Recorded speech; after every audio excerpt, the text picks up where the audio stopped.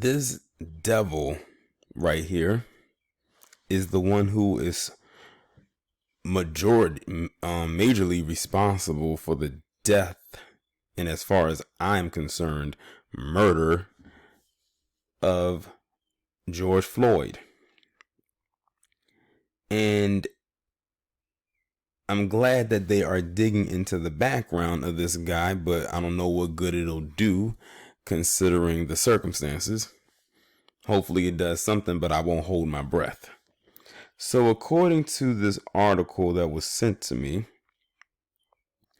it says that Derek Chauvin, which is his name, has been involved with excessive force cases in the past.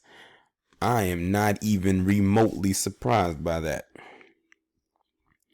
It says all four fired officers, or should I say all four fired gang members, because that's exactly how they operated, involved in the George Floyd case have been identified. We're learning more about their history with the Minneapolis Police Department. Two of the officers were newer to the force with just a few years' experience. It was the most veteran officer who had his knee on Floyd's neck.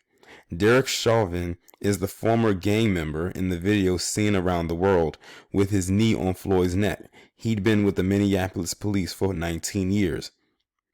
To Thao, who was the Asian, is standing in the video facing the people watching who are calling officers to help Floyd. He was originally hired by the city in 2008.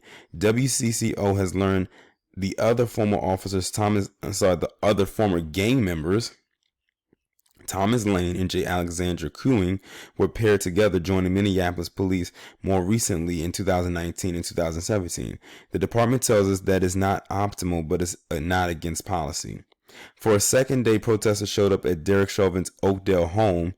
Why it's still standing and not in ashes is beyond me.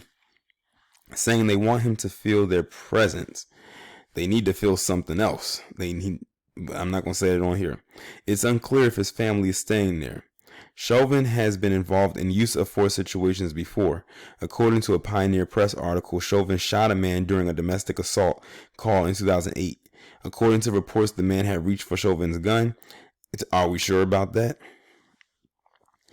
As WCCO reported in 2011, he was one of 5 gang members cleared after a after a gang member involved shooting in Little Earth. To Thao was sued along with another officer in 2017 for excessive force. The complaint alleges Thao threw the handcuffed man onto the ground and began hitting him. In his deposition, Thao said he went through the police academy in 2009, was laid off for 2 years, and came back to the force in 2012. The case was settled for $25,000. That just shows you right there how much of a danger he was to those around him, this guy as well. WCCO has requested the personnel files for the former officers to learn more about them. Shoot, we got enough right here, but you know what? If they want to dig a little bit deeper, I say go for it. And WCCO has reached out to the attorney representing the men. So far, no comment. I'm not surprised that they found additional information about this guy as well as the Asian guy as well. I'm not surprised that there was more stuff there involving them. Like I tell you, they operate like a gang. I'm going to call them a gang. And as far as I'm also concerned, they also remind me of a terrorist. But they'll never identify them as such. Although that would be the perfect description for all of the extra parties involved. Like I told you in my previous video talking about the case, or the story so far. I cannot bring myself to watch that video.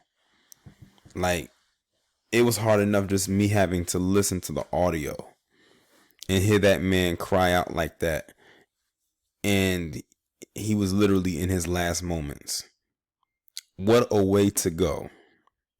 And this guy, you see this look on his face? That was just a very calm look for him. He didn't care.